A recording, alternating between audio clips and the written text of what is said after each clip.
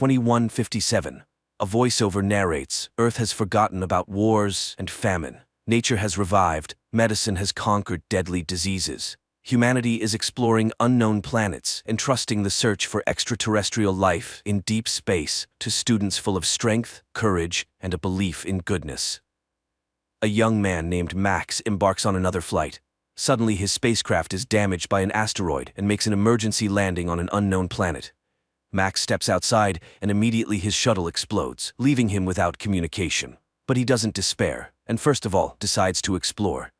By all parameters, the planet resembles Earth, and the astronaut hopes to find help and maybe a communication system here. But an indigenous inhabitant captures him in the forest. To understand the language of this planet, Max inserts a translator capsule into his ear. The indigenous person, named Zeph, turns Max over to the authorities. They put a helmet on Max that can project a person's thoughts and memories onto a screen and begin the interrogation. At the same time, in a nearby room, Corporal Gaius is assigned to transport Max to the capital as a subconvoy. Here, Max senses a strange signal, and everyone around starts chanting the anthem of the guard.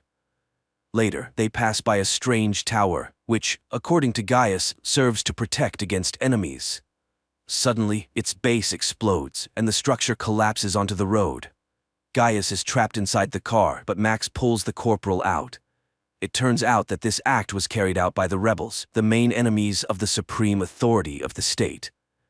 The two men reach the capital on foot. Meanwhile, the head of the Department of Special Research, known as the Wanderer, summons his subordinate named Fank and instructs him to deliver Max to the department.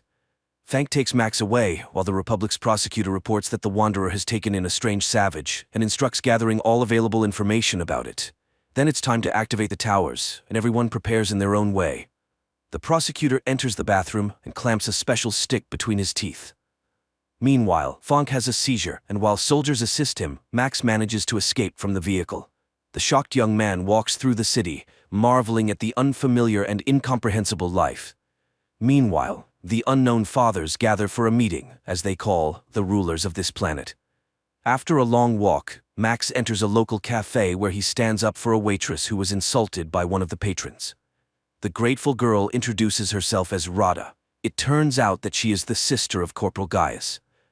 While escorting her home, Max gets into a brawl with a street gang and defeats them. Impressed, Rada takes him to her place. Later, Gaius returns home. Max starts asking questions about the workings of their world and quickly realizes that Rada and Gaius's minds are poisoned by propaganda and false information. Rada is convinced that their planet is hollow and there is no such thing as the sky or space. Meanwhile, Gaius educates his new friend about the political structure of their state, known as Saraksh. The unknown fathers are the saviors of the homeland who have stopped wars with the help of defense towers that protect the country from attacks. Nobody knows the unknown fathers' true identities because they are not rulers, but public servants. At Max's request, Corporal recommends him for the guard. Max demonstrates a high level of training, which surprises Gaius. The two men often argue about politics, and one day Gaius admits that neighboring states hate Saraksh because they were once a single state united by a common history. Gradually, romantic feelings develop between Max and Rada. They go for walks often, and Max tells her about his home planet, Earth, and regrets that his parents believe he is dead. Soon, Max is tasked with catching rebels, whom they identify by their regular seizures reminiscent of epileptic fits. One of the rebels attacks the captain, and Max saves his life, after which the captain suddenly regrets catching them, as they are also human beings. Max reveals that he considered them something like savages. Later, Max attends interrogations and sees that the rebels are not terrorists, as the unknown fathers label them, but ordinary people with their ideals and beliefs. Max cannot come to terms with the cruelty of the interrogations and simply cannot believe that someone is paying the rebels to hate the government. Meanwhile, Fank reports to the Wanderer that he has found the savage, while Gaius and Max are summoned to the captain of the guard, who orders Max to execute the arrested rebels. Max leads the condemned to the execution site in the forest, but soon he returns to the commanding officer, drops his gear and weapons, as he has released the arrested rebels, and walks away. Max begins to speak about the real and just order of the world that exists on Earth. In response, the captain shoots Max, and Gaius is ordered to write a report about the transfer. Meanwhile, the unknown fathers are discussing an attack on neighboring states. The prosecutor advocates for starting a war, and the chief father orders them to come up with a pretext, such as an attack on a tower. During this time, Max's body is recovered by the rebels. Among them is a doctor who is astonished because, according to all the rules, Max should have died. He reveals that the unknown fathers are a group of conspirators who have seized power and eliminated dissenters, thus diverting the population's attention from poverty and corruption. The towers are transmitters of special radiation that hypnotizes the impoverished people, although most of them do not notice it. The minority, which includes the rebels, experiences excruciating pain. The transmitters are activated twice a day across the country, causing people to go insane and die. Max is recognized as one of their own and taken for an operation to sabotage the tower, organized by the prosecutor through a traitor. Amid gunfire, Max makes his way to the transmitter and detonates it. However, the rebel squad perishes. Max seeks refuge in Rada's apartment, where he reveals everything he has learned about the towers. Gaius does not believe this and suggests that Max should return to his home and take Rada with him. But at that moment, the guards storm the apartment and arrest the men. Max is incarcerated in a prison, where he is recognized by the indigenous Zeph, who is also a rebel. Max tells Zeph about the tower's destruction and the loss of the rebel squad. Meanwhile, the Wanderer asks the prosecutor to hand over Max to him. The prosecutor, however, requests in return to halt the development of more precise transmitters, as he fears that his secret will be revealed since his reaction to the radiation is similar to that of the rebels, meaning he is also a dissenter. Later, Max and other death row inmates are sent to clear the southern borders of the remaining war robots. During this time, the prosecutor learns that Max is immune to the emitters. He decides to break the agreement with the Wanderer and orders Max to be brought to him. The next day, Max attempts to convey to the rebels the idea that they should not destroy the towers one by one but strike at the center, where the signal originates. Zeph becomes furious and explains that the towers are not for identifying dissenters. They are active continuously, not just twice a day. The radiation from the towers robs people of their ability to think critically. However, it makes them believe everything that newspapers, radio, teachers, and preachers say. People can be made to believe anything. Only the rebels understand this, as the radiation does not hypnotize them, but only inflicts agonizing pain. Zeph continues, there are mutants in the south who are also unaffected by the radiation. However, they have no dealings with humans. Just then, they hear the roar of an engine, and Zeph identifies it as a self-propelled tank, trying to kill them. Max sprints to the tank, climbs inside, and disables the automatic control system. He then informs his friends that he is heading south to find allies and destroy the towers. At the border, the military attempts to stop the tank, and among them, Max recognizes Gaius. Taking him captive, Max breaks through the barricades. On the way, Max tells Gaius about the true situation on this planet, and Gaius becomes convinced of his accuracy when, at the designated time, he is outside the tower's range and does not feel the radiation. Gaius gets angry upon realizing that he has been a puppet of the government all this time, but Max tries to calm him down and reminds him that there are 40 million people like him, and it is for them that he initiated this rebellion. During a stop, residents of the steppes, referred to as mutants, appear near the tank. They behave peacefully and offer food to the travelers. The guys proceed to the ruler of these lands, noting the poverty and destitution of the population. They are told that it is dangerous to live here after the last war, but these people are outcasts with nowhere else to go. Max suggests to their leader, the Duke, to start a rebellion against the unknown fathers, but the mutants are physically and morally too weak to help in the uprising. The mutants propose that the guys seek help from the island empire. However, to do that, they must pass through contaminated lands. So the Duke gifts them an old bomber and the guys take to the sky. During the flight, the bomber is exposed to the radiation from the towers, and Gaius becomes fanatically devoted to Max, obstructing him from piloting. Max struggles to maintain control, and the bomber collides with a tower. Gaius suddenly snaps out of his fanatic state with no recollection of what he had just done. However, their aircraft is shot down by the automated anti-aircraft defense system left over from the previous war. The downed bomber crashes into the sea, but Max and Gaius manage to escape and reach the shore. On the shore, they discover an abandoned submarine, and Max decides to go inside. At the same time, in the city, the prosecutor orders Rada to be brought to him, and his men snatch her off the street. He claims to be Max's friend and shows Rada a recording of his escape. However, she doesn't believe him and refuses to assist the prosecutor in his search for her beloved. Rada is thrown into prison. Meanwhile, Gaius, impatiently waiting for his friend, swims to the submarine where they discover evidence of horrifying experiments conducted on prisoners. The guys reach the control room and view video recordings of mass executions of Gaius's fellow countrymen by the representatives of the island empire whom they were seeking help from. Gaius is horrified by the fact that these monsters could invade his country. It becomes evident that forming an alliance with the empire is not an option. The guys return to the shore, where they are met by a coastal patrol. It turns out that a war has broken out with a neighboring state, and like most of the prisoners, they will be sent to the front. Meanwhile, the Wanderer, desiring to lure Max into his department, engineers Rada's escape. He laments how the war has disrupted all his plans and assigns Fank the task of finding and bringing Max back, confessing that he is afraid of him. At the same time, Max and Gaius are dispatched to the front, where they reunite with Zeph.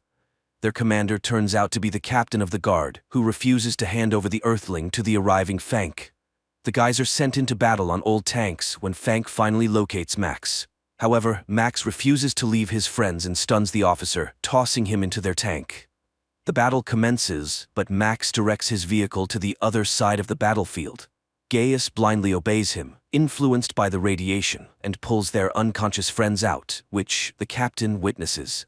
Gaius offers his body as a shield when the captain prepares to execute Max for desertion, but the wounded Max gathers his last strength and kills the commander.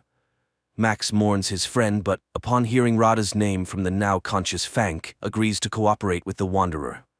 After the battle ends, Max buries Gaius while listening to Fank's proposals. He will have an apartment on the Institute's premises, his car, and freedom of movement. But he will only see Rada once he proves his loyalty to the state. Meanwhile, the prosecutor heads to the Wanderer's department, where he deceitfully meets with Max. He proposes that Max overthrow the Unknown Fathers by providing the coordinates of the center that controls the tower system. Upon infiltrating the center, Max must activate special radiation, causing waves of depression, which will subdue all the people in the country, including the military. Then, Max must eliminate the Unknown Fathers. Afterward, he will become the ruler of the state and free Rada, who's in the Wanderer's hands. The prosecutor will serve as his advisor. Max takes Zeph with him and embarks on the mission. He arrives at the center and issues orders to his associates, instructing them to detonate the bomb in the trunk if he does not return. He easily gains access to the interior, but is halted by guards just before reaching the elevator. Max incapacitates them, but the men regain consciousness and pursue him. Max reaches the control center and activates the depression mode throughout the country.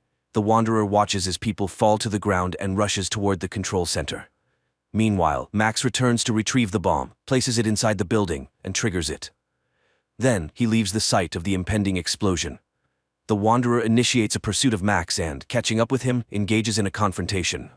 At that moment, a powerful explosion resounds, destroying the main transmitter. People on the streets begin to regain their senses and sobriety as Max rushes to find Rada and locates her in a cryo chamber. He carries the girl outside, but the Wanderer blocks his path. It is then revealed that he is, in fact, an employee of Galactic Security from Earth who arrived on the planet 20 years ago to assist it. Now, chaos erupts on the streets, leading to a power struggle in which many people will perish. In his rage, the Wanderer beats up a foolish student who destroyed the fruits of his labor. Forgetting about economics and inflation, the state faces famine and invasion from neighboring countries. Max starts to resist and, in turn, accuses the Wanderer of allowing the construction of the towers and the enslavement of the local population. However, the Wanderer reminds him of the laws of history, where all rational beings go through the experience of wars and enslavement. This planet is no exception. It is at this point that Max declares that he is now home. As long as he is alive, he will fight against inflation, hunger, and wars, and will not allow the establishment of yet another society based on slavery. Rada comes to Max, and as they stand together, the Wanderer smiles.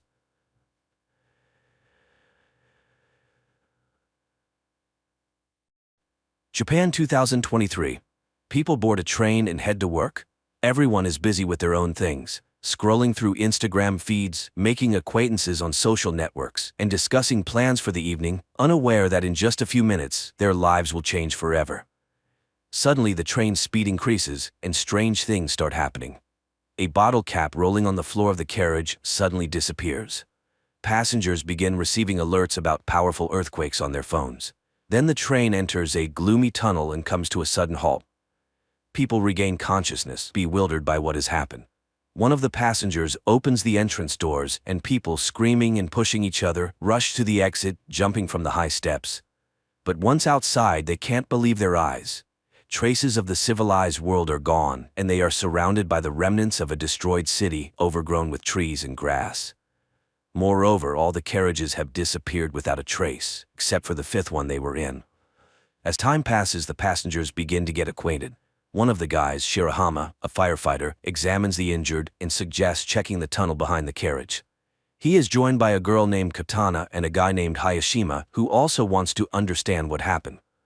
Meanwhile, the police in the city cannot figure out where the last two carriages have gone, while the rest of the train, along with the passengers, remains undamaged. The three volunteers enter the tunnel and walk through the dark underworld for a long time. Suddenly, they notice a light ahead and hurry towards it, but when they emerge outside, they are astonished. There is nothing around that would remind them of the year 2023 with skyscrapers and technology, just a vast, lifeless desert. Shocked, the trio returns to their fellow misfortune mates. Initially, people do not believe their report, but after Hayashima shows a video recording of the surroundings, they are forced to accept the new reality. After 7 hours, people languish in anticipation of rescuers, when one of the girls, Reni, secretly looks into Hayashima's bag and finds a letter marked with the criminal department's seals, leading her to suspect that the guy's a criminal. Then Reni snatches food from Katana's bag, but, thinking she was seen, discards the package. Hayashima picks it up and carries it to the train, just as Katana discovers the theft. Seeing it in the guy's hands, the passengers accuse him of theft. Moreover, Reni reports about the letter from the colony. Offended, Hayashima denies the accusations and announces his departure. At this time, Shirahama pulls out a box of fruits and offers to share them. While Katana is distributing the food, one of the guys reviews the video he made earlier, clearly showing Reni stealing the food. Realizing that Hayashima is innocent, Shirahama and Katana run after him, managing to save the guy who nearly falls into a deep ditch. In gratitude, he confesses that he works as a hairdresser and is already 30 years old. But he refuses to explain the origin of the letter from the colony. Night falls. Passengers somehow settle down to sleep, but many cannot sleep, worrying about their future. In the morning, people begin to realize that they may never return home. Shirahama tries to gather the scattering people, but a friend asks the guide not to take responsibility for others' lives. Then the firefighter confesses that because of him, his colleague was injured, losing the ability to walk. Now he believes he must help everyone he can. Together, they catch up with those who left and persuade them to return to the carriage to solve problems collectively. Seeing this, Hayashima remembers his brother who was in prison, and the letter in his bag was from him. Fate had it that he had to take on the upbringing of his younger brother, and he still feels guilty for his older brother becoming a criminal. Meanwhile, a couple of passengers explore the surrounding area and find the ruins of a high tower. This is particularly strange because the news reported its construction, which was supposed to be completed in 2026. And one of the passengers found a can in the forest dated that year. A biologist among them encountered a plant whose genetic modification takes 30 years. It turns out that they are in the distant future of Earth, and it's far from a joyful discovery. At the same time in 2023, all channels are broadcasting messages about the disappearance of two carriages, which had at least 100 passengers. Night approaches and many fall into despair, while Katana and Shirahama place plastic containers on the roof of the carriage, hoping for rain. In the morning, the biologist draws the others' attention to the dense greenery, which means there must be a body of water nearby. A group of youth sets out to explore the forest. Along the way, Hayashima confesses that his parents are criminals, and then the guy spots a frog. This means water is very close, but ahead are impassable cliffs, which can only be climbed with the help of ropes. The group returns to the train and cutting wires heads back to the cliffs. Shirahama climbs to the top and joyfully shouts upon seeing a waterfall, but looking around he is horrified. Instead of Mount Fuji, a sea stretches out before him. Returning, he tells the others about this, and people start to speculate what happened to their planet. At night, everyone goes to sleep, but the eldest passenger, Tanaka, goes outside and sees an unfamiliar person. But when he tells about it, no one believes him. Then it starts to rain, helping people to collect water and even bathe. Meanwhile, the biologist continues to study the surrounding fauna, finds several edible plants, and shows them to the others. And still, Katana manages to eat a poisonous berry, but fortunately, her poisoning is not fatal. The news that the girl has recovered has a sobering effect on the passengers. They finally realize that sitting still, they won't survive. People get to work and even make utensils from bamboo. Bank cards turn out to be decent knives. The group of youths brings water from the waterfall, and they prepare a soup from plants. But after dinner, some feel sick and the biologist discovers a couple of poisonous berries in the common pot.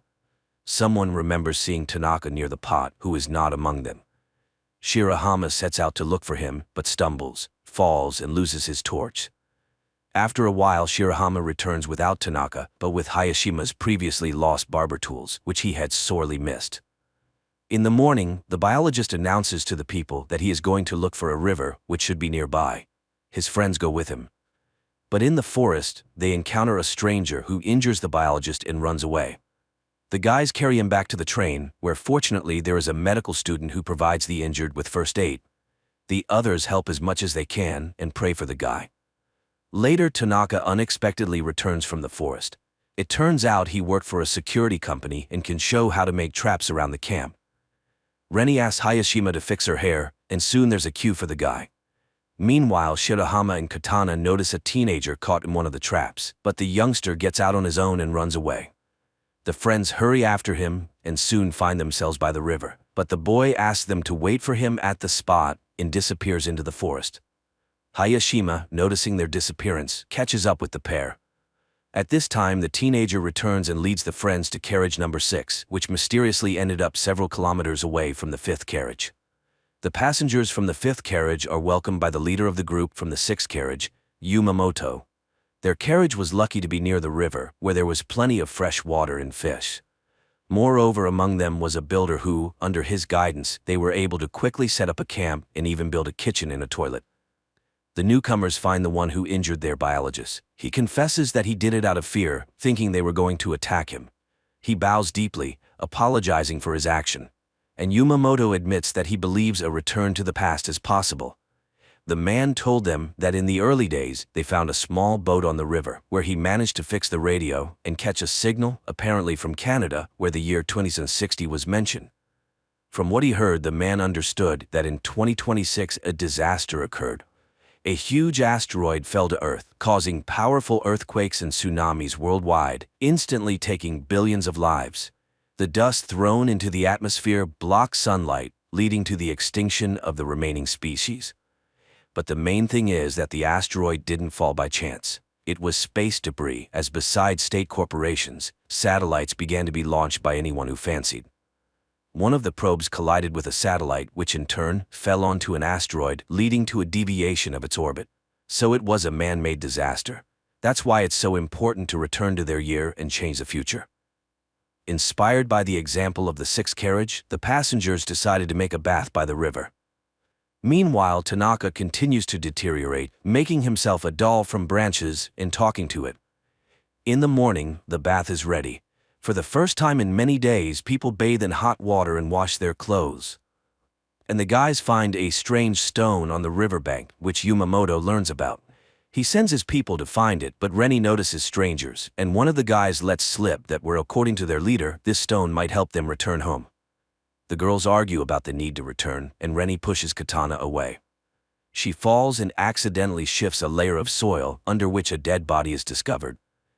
Meanwhile, Tanaka reads in a newspaper an announcement about the search for a murderer in his description. At that time, Reni and Katana are attacked by guys from the 6th carriage, but Reni breaks free and runs to her own, where she tells about the found corpse, while Katana escapes from the guys through the forest.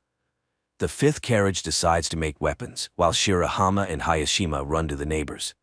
But the girl is not there, and Katana meanwhile makes it to the boat. Yamamoto is forced to confess to the guys that he killed one of the passengers, who suddenly became aggressive and started attacking people with a knife. That's why he was recognized as a leader. The guys go home, hoping that Katana has returned, but she's not there, and the rest urge to go to the sixth carriage and punish the guilty. And the guys go again to look for the girl. Katana hides in the boat when Yamamoto comes in.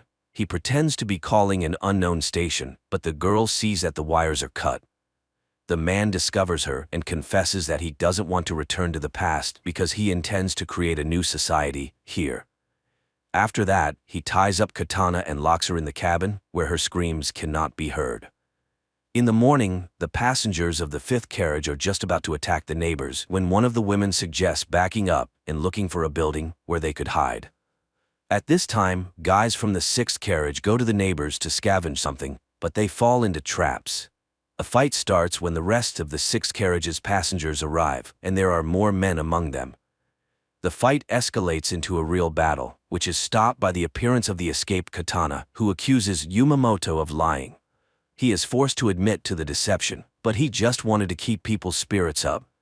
However, the passengers decide to exile the former leader. Before leaving, the man hands over a journal from the ship, which contains information about the tower that could help them return to the past. Meanwhile, those who went to search for the building reach the tower and find glowing asteroid fragments there. And in 2023, scientist Ray, after reviewing the video surveillance camera recordings, discovers that a wormhole appeared in the tunnel at the moment of the disappearance of two carriages, which apparently was the result of a distortion in the space-time continuum. The passengers study the journal found by Yamamoto and learn the exact date of the disaster. Moreover, they have an asteroid fragment that possesses a phenomenal magnetic charge. One of the passengers remembers how on the day of their departure, he saw something in the sky resembling a falling star. In the past, Ray, analyzing the same event, concludes that it was the flare from a supernova explosion. In the future, there's also an expert who explains that supernovas occur in space when a star reaches the end of its life cycle and explodes, releasing a massive amount of energy. Apparently, this created the temporal rift into which both carriages fell. It means they need to open this wormhole again. In the evening, a strong storm begins, forcing people to seek more reliable shelter than the carriage. Tanaka opens the rear doors leading into the tunnel. Unexpectedly, a strong gust snatches his doll and sucks it into the wormhole caused by the hurricane. But as soon as the storm subsides, the wormhole disappears. And in 2023, scientists find Tanaka's doll. Passengers in the future conclude that to summon the wormhole, they need a powerful energy source, for which they start looking for remnants of power lines. Digging up each post, the passengers find an electrical substation where, somehow, working equipment is preserved. They redirect enough electricity into the tunnel to stabilize the wormhole with the onset of the next storm, enough to return to the past. The storm starts at night, supported by the power of the substation. The wormhole opens, and everyone enters the carriage except Tanaka, who refused to return. The carriage is swallowed by the hole and races somewhere in space and time until its doors are opened by security service employees who say they have arrived on May 1, 2026, which means there are only a few months left before the asteroid falls. After going through quarantine procedures, the passengers tell the officials, presenting as evidence fragments of the meteorite and unusual plants from the future. Only the officials don't believe the stories about the upcoming apocalypse. Later, the internet buzzes about the incident. The time travelers find fans, which helps maintain interest in the traveler's story about the upcoming end of the world. Meanwhile, scientist Ray becomes convinced that the travelers are telling the truth, as he has also tracked the asteroid. One of the passengers posts an appeal on the internet telling ordinary people about the impending danger, and a passenger who held a high position in the government before the trip makes her way to the Minister of Defense. She listens to her former colleague and reports that the government believed them and is already preparing to launch a missile capable of altering the asteroid's trajectory to pass by Earth. Time passes, and the day of the catastrophe is about to dawn. The travelers decide to gather together on the platform to find out whether it was possible to avert the disaster, and if not, to perish together. But the military successfully completes their task and changes the meteorite's trajectory, saving humanity from total extinction. Quite an unusual series where various theories about the impending doom of humanity are mixed. And the finale of the story is very relevant, emphasizing that life on Earth is the result of the actions of each living being. And the future of the planet is a collective human responsibility.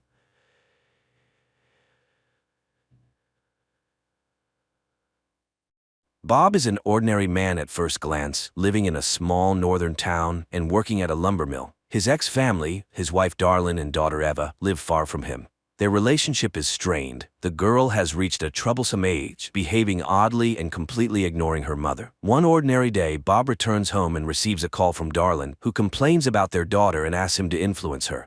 However, Bob asks to be forgotten and ends the call abruptly. Yet, he is deeply upset by Eva's behavior, and to relieve some tension, heads to a bar where he soon notices a dealer.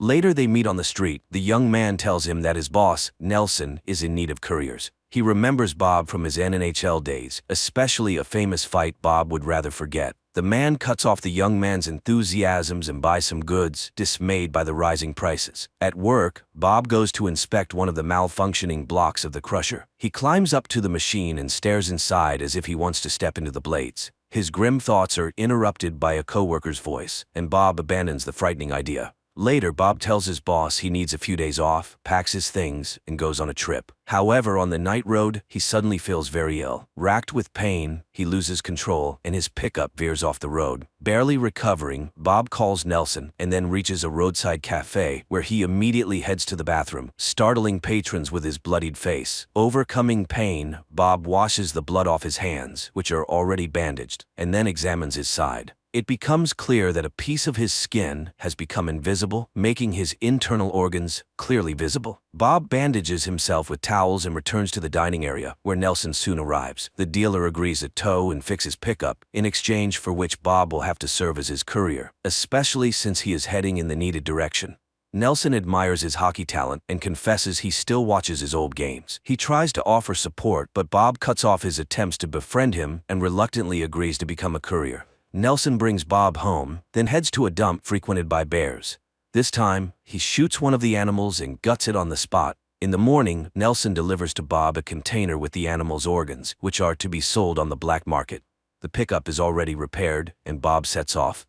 He reaches his ex-wife's house late in the evening. Darlene lets Bob inside and informs him that Eva is staying over at a friend's. In the morning, Bob prepares to meet Nelson's contact, who runs a repair shop in town. At that moment, Eva appears. She is happy to see her father, but feels hurt when he refuses to take her with him.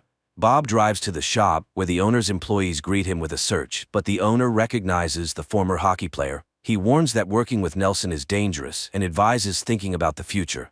Nevertheless, he hands over the package for the dealer, and noticing Bob's unwell appearance, he gives him a Chinese remedy he gets from a local store. Later, Bob returns home. Eva also notices that her father is feeling unwell, but he brushes it off as Rib's injured at work. Suddenly, the girl asks about the diagnosis of her grandfather, Bob's father, who had died long ago. The man explains that his father voluntarily left this life because he had some issues with his head. After the conversation, Eva runs off to her friends, but on the way she stops by a Chinese pharmacy. The seller is very welcoming and even suggests visiting a doctor who is available right there in the next room. Even when the girl refuses to buy anything, the seller gives Eva herbal tea to improve her skin.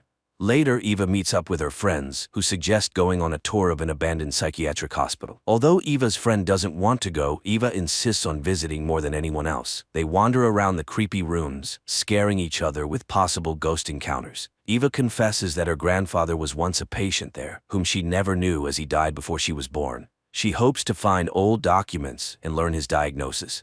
The group descends into the basement, where they are frightened by a figure in a white sheet, but on a closer look it turns out to be just a pile of rags. However, Eva's friend in terror grabs her hand, tugs at her sleeve, and sees a transparent hand. The girl gets even more frightened and runs away from Eva. Meanwhile, her parents recall their years together and Eva's childhood pranks, like when she went to school on her own at the age of 6. In the morning, Darlene discovers that Eva didn't spend the night at home. She, her friend, and Bob begin to search for the girl, but she's neither at the hospital nor the police station. Darlene goes to the station to file a report, and Bob starts investigating his daughter's belongings. He finds her phone and reads a chat with friends about the planned excursion.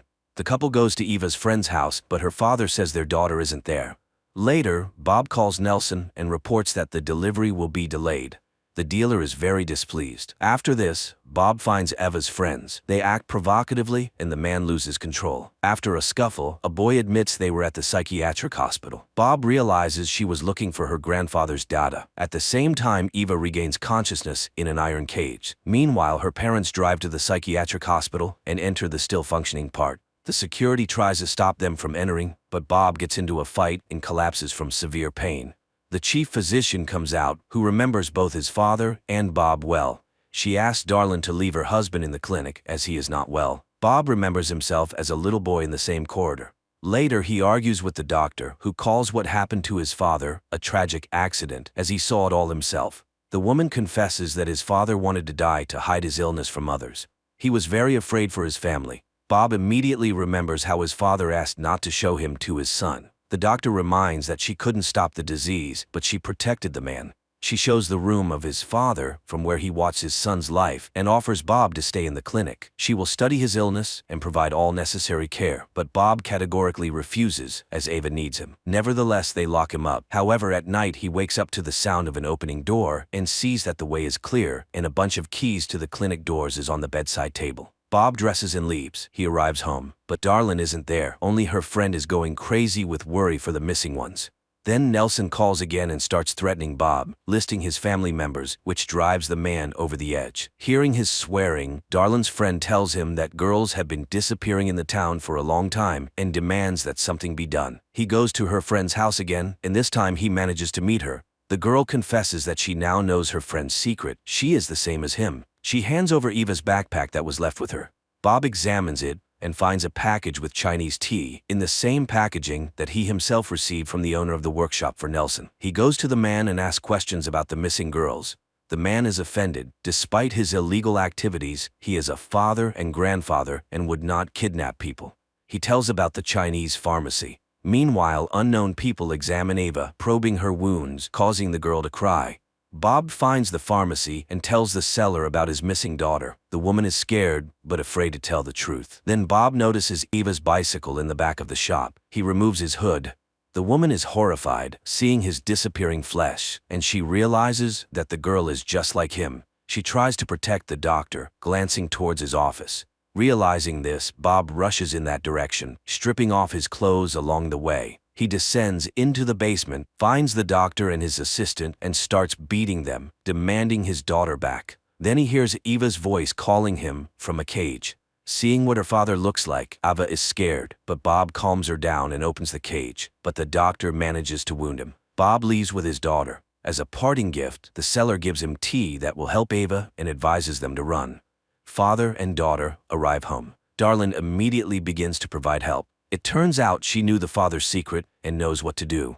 She couldn't confess to her daughter because she was afraid for her. In the morning, Bob regains consciousness and tells his daughter that he had to leave because of the illness. Eva confesses that she quit sports when she started having the same issues.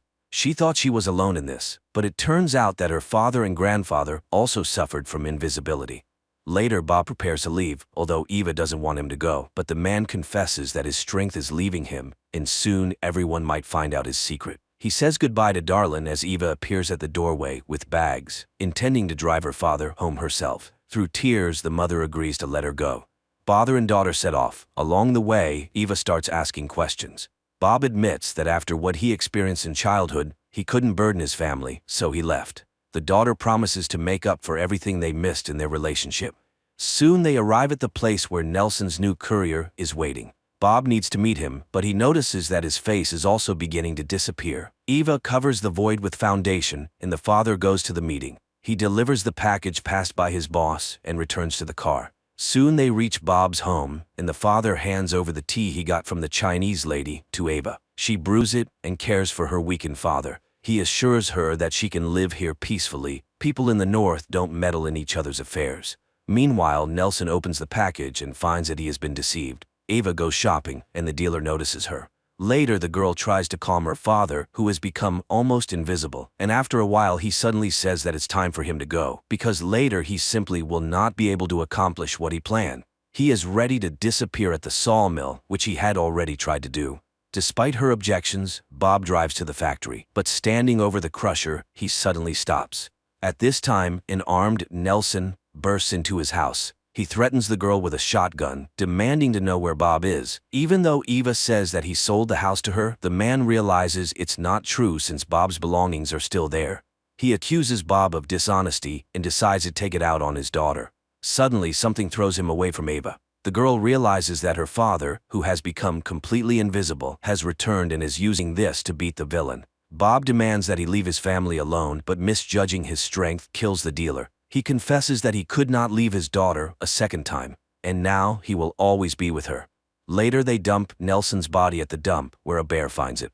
Eva buys herself tinted glasses, sits in the empty car, and talks to her father, who advises her to drink her magic tea, as it helps. And he confesses that back then, when she was 6, he secretly followed her to school. Also, his father had told him that he did not want his son to see him like that. And he always thought his father meant death. But then, who pulled him out of the psychiatric hospital? Eva immediately remembers the white figure from the basement, smiles, and suggests talking to her grandfather. The seatbelt buckles the void, and father and daughter set off. An unusual Canadian horror film, shot amidst the harsh northern nature. A mix of genres ranging from action to thriller and horror, plus a bit of sentimental drama. All this captivates and compels one to watch the film to the end, although initially, it seems quite gloomy.